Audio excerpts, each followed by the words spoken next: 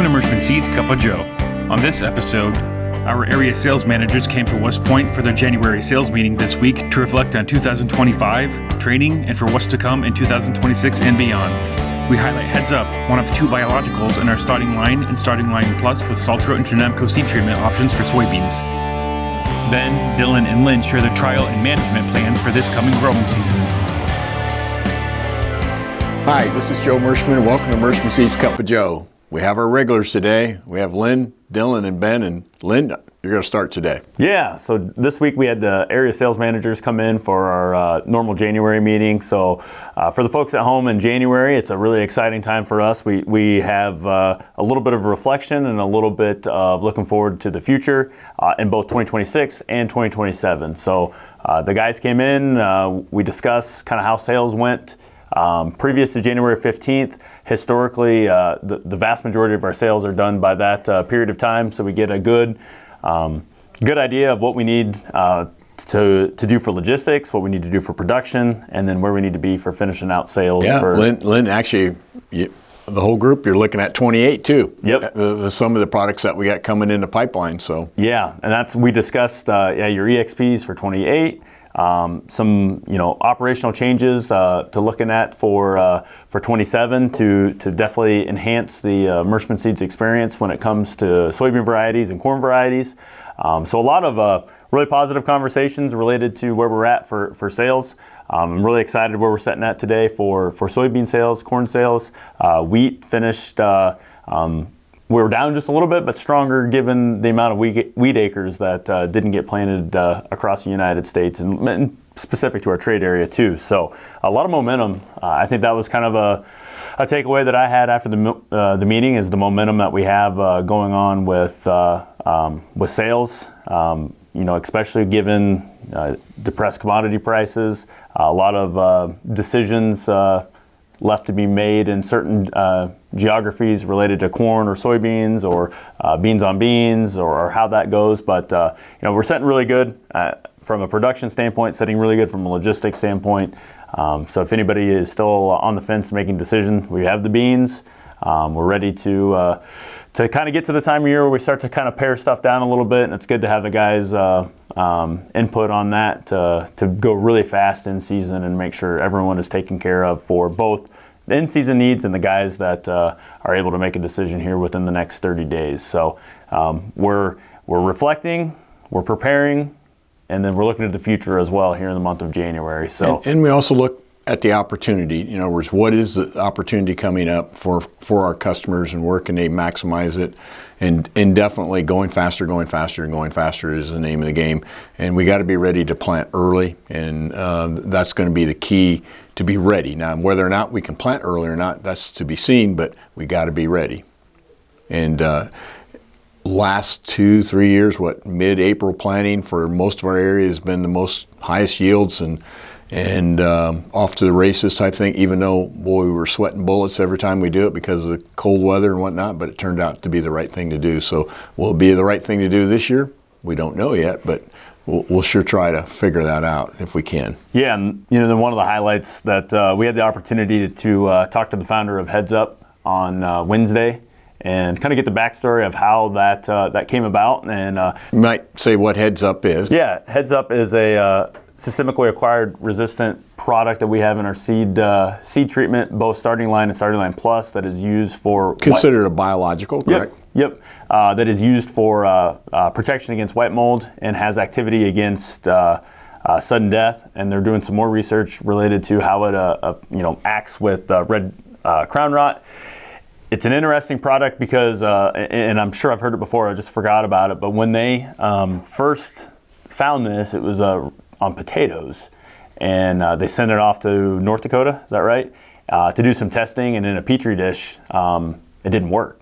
There was no efficacy against Phytophthora, but when it did it on the seed and they actually took it to crop, they're finding more uniform seed size, potato size, and then they weren't having the black pits that Phytophthora causes on potatoes. So they were kind of in a flux on it works in the real world, but it's not working in the lab. What's the why? Just the opposite of a lot of products that will work in the lab, but not in the field. Correct. So kind of how that came about, and then finding out on the legume side of the efficacy that it has there. Definitely very, very interesting to hear Joe's story. And it is a family-owned company too. It is, and they're out of Canada. They're out of Canada. Yep. Heads up is when it comes to white mold, and that's one of the major diseases that we're trying to. There's no hardcore chemistry that we can put on the seed that will last that long. That's why we look to the biologicals, which get inside the plant and basically immunize the plant to protect itself against white mold. So in the northern areas, white mold's a problem, and it can be a problem even as far south as here, but it also works on all these other, gives some type of protection against some of these other diseases too that we have, and also it's in our southern regions too. For sure, yeah. With that, with the SAR, that mode of action, I guess you'd say, it is definitely interesting on how it amps up the plant's natural defenses to take care of, or to fight off some of these problems and enhance yield. And on soybeans, I mean, they talked about it, and we've seen it where it gives us that protection on, if you have it early, it helps protect the flowers and pods, and if it comes in late, it helps us keep the plant alive on the front, where we can get more weight on the pod and pod fill. So it gives us true season-long protection, because if we think about a soybean, when we talk about the reasons why those contact, fungicides on seed coat, as that seed comes up and out of the ground, that seed coat's typically attached to the cotyledon, and once the cotyledon's up and out, it's gone. Whereas, corn, we tend to keep that seed coat kind of down within that root system, so we can get some residual activity out of that, as long as it's not super water soluble. But the soybeans are definitely hard to do because of just the natural way that the soybean plant brings itself up out of the ground and typically takes the seed coat with it. And heads up is standard in all of our starting line seed treatment. It comes standard automatically in there, and it's the part of the one of the links in the chain that gives you protection, unlike any other seed treatment that other seed companies offer. Because of our independent nature, we're able to put together a combination of products from many sources, not just necessarily, if we're a company that manufactures its own seed treatments, only can use what's in-house. We go everywhere, and we're constantly changing and improving our seed treatment. And heads up, because of the way we buy it, we're able to offer it at a pretty reasonable price in the package, as opposed to if you went out and bought it yourself. So it's a big advantage to buying Merschman soybeans with our standard starting line seed treatment in it. Yeah, 100%. One of the other things that we had over the meeting is we highlighted a handful of training videos, agronomic videos, and it got me thinking a little bit about, not that we haven't already been thinking about what we're planning on doing for next year, but some of the trial work we're thinking about. And I guess I just wanted to kind of lay out, Dylan, on your own acres or acres that we are working with here within our system, what are some of the things that you guys are thinking about trying differently or adding to the grower standard practice that you're looking at? Because I have a couple ideas on some of our own acres that we're going to be trying. Yeah, so we'll looking back at fall, obviously, everyone has some sort of regrets, it seems like, especially after seeing what some guys did. So I think I really want to kind of focus on the late season plant health through either foliars or the PGRs, just the way they expanded that, the life of that plant. It helped that this past year we had so much disease pressure with the southern rust, and we were able to extend that life. So I think that is going to be number one on our personal acres. It's when we're doing our fungicide passes, adding everything we can early on in our post. We're already going over, so we need to keep going at that. Maybe help lower our on the soybean side, lower our planting populations, then push these foliars and the PGRs to help more pods and all of that. And then on our Merschman side, I think we're going to it's a little bit difficult sometimes because we don't have the equipment sometimes to maybe do the late season control, or our little plot sprayer can't get over the soybeans once they cover rows. So I got to do some digging on that, but I think I want to continue to keep diving into that, trying to pull pieces in and out of where we're really getting kind of the most bang for the buck, I guess, and what really starts to to add on either our clusters on our pods when we put on a PGR, or once that foliar comes. But I mean, every year is going to be different. Just when we get the heat or when we get the rain in any of these crops. So I just think overall plant health, I'm going to try and focus on that, because it seems like that's where we can get the most, either where our hybrids gain our yield. That's a big thing right now. We know which hybrids we need to focus on there, and maybe playing around with that too, on what, if we can do something to this certain product, what we can really push those numbers to. So Dylan, what you're really saying, I'm going to protect that yield. When I have that potential, I'm going to protect it. And there's no question about it. We just don't know what the limiting yield factor is going to be next summer. And obviously in corn last year, it was southern rust. And tar spot always is going to be a threat. But we're finding out that there's a lot of yield that can be left behind if you don't keep managing the crop all the way to the end. In other words, in the past, we never had all these tools. So we would do everything we could up front, and then we're kind of coasting the rest of the way. Now we're finding out that we got to keep working as hard on the back half as much as we do on the front half. Yeah, and even with the low grain prices, I'm a firm believer in all these products, so it's not going to push us away from it. We're going to try and keep pushing it and help just outgain those issues. And then I think the last one, I think we're going to try some Xyway with our side dress pass in our corn, to see what activity we can get out of the Xyway to try and keep the stock quality there throughout the whole season. And the roots too. Yep. And then just play around with that. We've seen like through our suppliers with FMC, we've had some really good trial data in real field scenarios, and I want to put it to the test, I guess, and truly see what it can do to push it all the way through. Yeah. One of the things that was highlighted in one of our training videos was the different rates being used on the Revline early season, which is the PGR that gets put on with the post application. And one of the things that I'm going to try to do, because we have an issue with standability typically on our own acres, and that has to do with years and years of hog manure applications. The P rates, the phosphorus amounts in the soil are very high.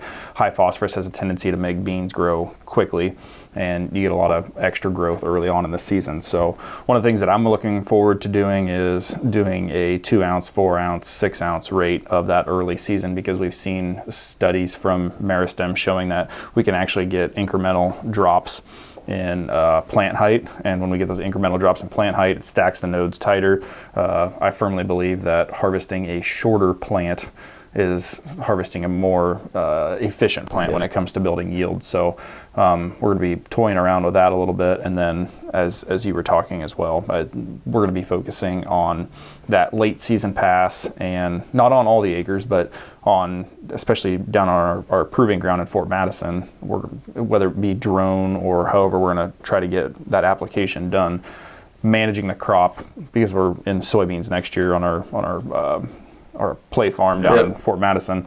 We're going to be managing soybeans post R5, and I guess what I mean by that is that'll be foliar, PGRs, potentially fertilizer past the R5 stage in soybeans, and trying to maximize seed size, maximize yield potential, keeping the plant alive as long as possible, and seeing what we can actually push out, because that ground is it's very well drained, but it's also extremely productive. Very, very high CSR ground. So I firmly believe we have the ability to push that 100 plus bushel soybeans, because I was in the combine when we were harvesting last year. I mean, there are spots of 75 bushel double crop soybeans out there. So it's exciting when we're in these planning phases. The execution is sometimes difficult, as you alluded to make it through, but this is the time of year to be getting those plans in place and putting a budget together too. I mean, from that standpoint, so you can make sure you know what your ROI is going to have to be to make these products work. Right. So those are some of the things that we were thinking about anyway. I think from our side, we're going to try.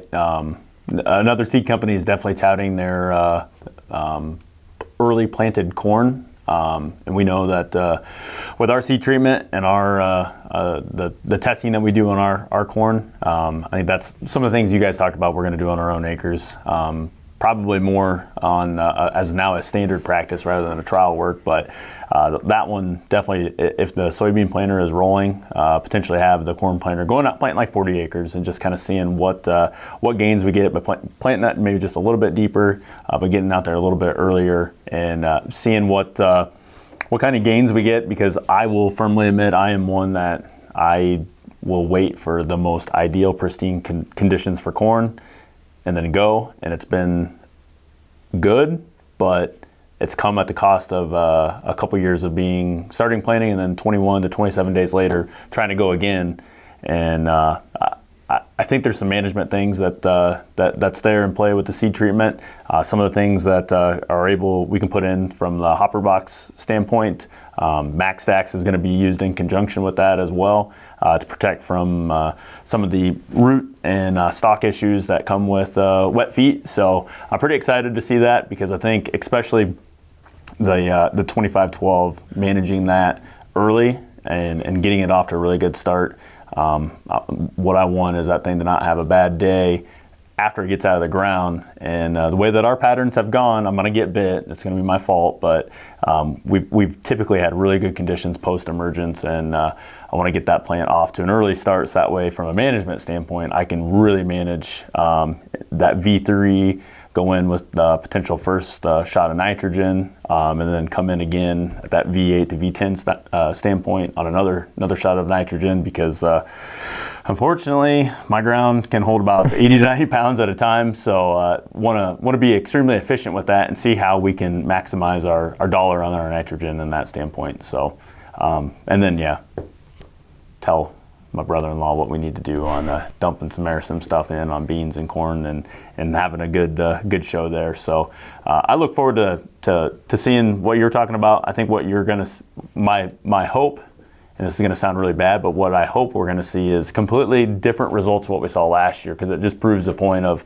on the foliar nutrition side of we never know what one thing's gonna work. So we have to be expanding our umbrella to encompass a lot of the things that may or may not work, and just stack really successful ideas, because we just can't predict what's going to work. So if we have things that work and it works in unison and in harmony, we're setting ourselves up to have extremely big yields and extremely big ROIs. And there's 1,000 things we don't control, and like I say, you're just trying to manage some of those major things that can really eat on yield, and that's the hard part about farming. I mean, it's I think the key thing is this year to be ready when the ground's fit. The calendar has a little bit to do with it, but not as much as you think, and the temperature has a little bit to do with it, but not as much as you think. Planting in good, drier conditions, I think, is the key. In the last few years, we've had that early, and then we went to a wet spell, and then back to dry spell, and the early stuff, even though we had to hold our breath to make sure it came out of the ground and didn't freeze off, it turned out okay. So is that the new norm? I don't know. But it sure feels like it. It does seem that you want to get going. And do you put all your eggs in one basket? Probably not, but you want to have a plan. Yep, it's hard to stop that tractor when it's 70 degrees and the soil temp's like 49 to 51, and you just like, I've got 400 acres. Now with equipment, you can get 400 acres, 300, 200 to 400 acres, depending on your equipment size done. It's like, I don't think I want to stop. And like you said, the last 2-3 years, the folks that have done that have been rewarded really successfully. So, but just always remember one thing, Lynn. There's always 2 days every year you shouldn't plant. 2 days, because those are the days. I mean, when we go back and do replants and stuff, it's always 2 days. And I just wish we could publish those 2 days, because that would sure make it a lot easier. But what 2 days will it be this spring? Yeah, they're blatantly obvious in hindsight. That's the problem. And we laugh about it here, but it is really funny. And it's funny when you say that the 2 days, it's not geographically specific. It is from Minnesota to Mississippi, Nebraska to Illinois. The 2 days are the 2 days. Everyone in that our geography has problems within that time frame. Very true. Can't disagree. Well, when it comes to the jokes, I remember this saying I've heard. It's not really a joke, but it's the truth. It says when it comes to age, for every 70-year-old farmer that retires another 70-year-old buys his land. And it seems like it's kind of true in every area. And age is all relative, you know. Some people think they're going to live forever, some people not so sure. So, but I remember sitting at my grandmother and grandfather's table, and my grandma and grandpa, which were my age, and I was like 12, and they were talking about the old people. And I always thought that was funnier than heck. Well, now that I'm their age, I'm talking about the old people. But anyhow, I got two jokes, kind of go with old people. Okay, so I'm setting you up. These two old guys are sitting on a bench, okay? Just sitting in the park, in the bench, just kind of watching people go by, and all of a sudden this good-looking gal walks by, and she walks on by, and the old guy hits the other old guy and says, "She's a good housekeeper." And the other old guy looks at him and says, "How can you tell that just by her walking by?" "Well, I know she's been married twice and she kept the house both times." Now, the other joke I have is they were interviewing this older lady, and doing a little interview. She lived a long life, and the interviewer asked her, he says, "Well, just exactly, have you been married more than once?" Or, "Oh, no, I've been married 4 times. "Really?" "Yeah," he said, "my first husband was a banker. My second husband was a circus showman. My third husband was a preacher. And my current husband is an undertaker." "Wow, that's a really diverse background of husbands." "Well, it's real simple to explain. 1 for the money, 2 for the show, 3 to get ready, and 4 to go." So there you go. Anyhow, it's all perspective anyhow. Thanks for watching today. We hope your family is healthy and safe, and we'll see you next week. Take care.